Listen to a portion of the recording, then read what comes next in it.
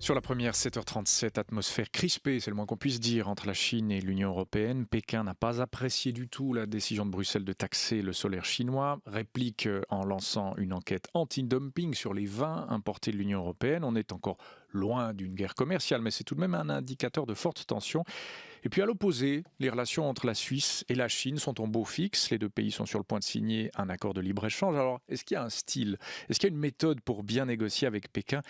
Pour en parler, le plaisir d'accueillir l'ancien ambassadeur de Suisse en Chine de 2008 à 2012, Blaise Godet. Bonjour. Bonjour monsieur. Et merci d'être avec nous en direct du Palais fédéral ce matin. Jusqu'à 8h, ces tensions commerciales entre Bruxelles et Pékin, vous les observez. Et évidemment, est-ce que c'est un épiphénomène passager ou peut-être quand même le début d'une guerre économique ? C'est un peu tôt pour le dire. Il est clair que les intérêts économiques connaissent actuellement une telle interpénétration que j'ai de la peine à m'imaginer que Union européenne d'une part, Chine de l'autre, puisse se lancer dans une véritable guerre commerciale avec un cycle de mesures, de contre-mesures et ainsi déclencher une sorte de spirale dont les deux parties vont sortir perdantes. Non, je pense quand même qu'il y a aussi des mécanismes autour de l'OMC pour concilier ce genre de différends, pour gérer ce type de conflit. La Suisse, comme vous l'avez mentionné, elle a choisi au fond une autre voie. Oui, une relation, c'est assez particulier ce cas de la Suisse, relation qui semble privilégiée avec la Chine. Il y a cet accord de libre-échange qui est en passe d'être signé. Comment fait-on? Est-ce qu'il y a une méthode suisse pour négocier avec Pékin que les autres devraient appliquer? Je vous vois sourire. Je ne sais pas s'il y a une méthode suisse. Moi, je pense quand même d'abord qu'on a eu une certaine vision. J'aimerais bien, au fond, rendre hommage d'abord à Mme Leuthard, qui avait lancé le cycle, et ainsi qu'à son successeur, Monsieur le conseiller fédéral Schneiderman. Après tout, la Suisse avait déclaré, ce qui impliquait de sa part un certain courage, que la Chine pouvait acquérir, comme on dit, le statut d'économie de marché. C'est une étape indispensable pour ensuite ouvrir le cycle des négociations avec des études de feasibility unilatérales, puis conjointes, et enfin on amorce ensuite la négociation proprement dite. Tout ça a requis une certaine continuité, oui, je dis même un certain courage, car l'Union européenne trouvait peut-être que la Suisse avançait vite en besogne. Et je crois que finalement, ce calcul s'est révélé parfaitement bien fondé, parfaitement juste.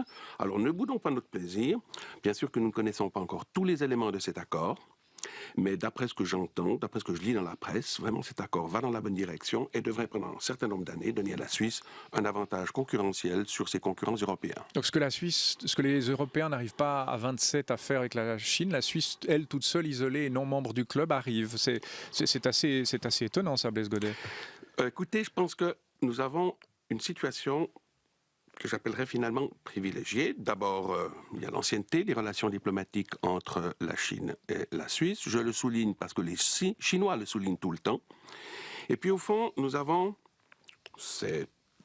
non, c'est plus qu'un hasard, une petite économie en réduction qui rappelle au fond l'économie de l'Union européenne, avec une agriculture fortement protégée, un tissu industriel très diversifié, une industrie des services avec les banques, les assurances, le trading, le tourisme.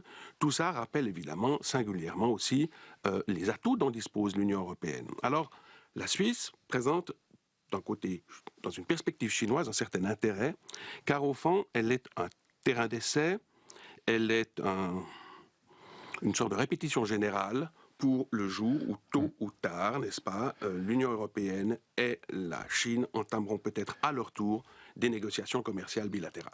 Alors la Suisse est un produit d'appel pour l'Union européenne. Qui s'en serait douté, Blaise Godet? C'est assez intéressant comme analyse. Là, on a déjà eu des retombées concrètes pour la Suisse. Cette baisse annoncée des taxes douanières de 60% sur les exportations horlogères. Oui. Il va y avoir d'autres choses? Écoutez, je n'ai pas vu l'accord. Apparemment, du côté agricole, on se montre soulagé. Je crois que la Suisse n'a pas fait de concessions que le secteur agricole aurait à regretter. Les machines aussi vont connaître des améliorations dans les conditions d'importation. J'ignore si, au fond, il y a encore des dispositions, par exemple, sur les services, notamment services bancaires, financiers et assurances. J'ignore s'il y a des dispositions en matière de propriété intellectuelle, en matière de marché public, J'ignore aussi s'il y a ce qu'on appelle des règles de concurrence qui fixent une sorte de cadre autorisé pour s'engager dans une compétition que j'appellerais saine et loyale. Tout ça, je ne le sais pas, n'ayant pas vu le texte définitif de l'accord. Mais je fais confiance aussi, nous avions aux manœuvres l'ambassadeur Christian Retter, qui est un vieux routier de la négociation bilatérale en matière de libre-échange, et j'ai l'impression qu'il a négocié un accord qui, en tout cas, va aider notre industrie et notre économie d'une manière générale. Blaise Gaudet, on ne peut pas s'empêcher de tirer le parallèle. Il y a ce que vous dites, ces bonnes nouvelles du côté de la Chine, la diplomatie suisse qui fait fort, etc. Puis, bon, il y a ce qui se passe entre la Suisse et les États-Unis. On verra. Les parlementaires ont pour l'instant suspendu le vote. Comment dire, est-ce qu'il y a d'un côté la diplomatie suisse qui réussit, puis d'un autre côté la diplomatie suisse qui se fait imposer des dictates? Est-ce que c'est aussi binaire que ça? Non, je crois pas. Je crois pas qu'il faille opposer, par exemple, nos bonnes relations avec la Chine, avec des relations actuellement avec les États-Unis qui seraient moins bonnes, etc.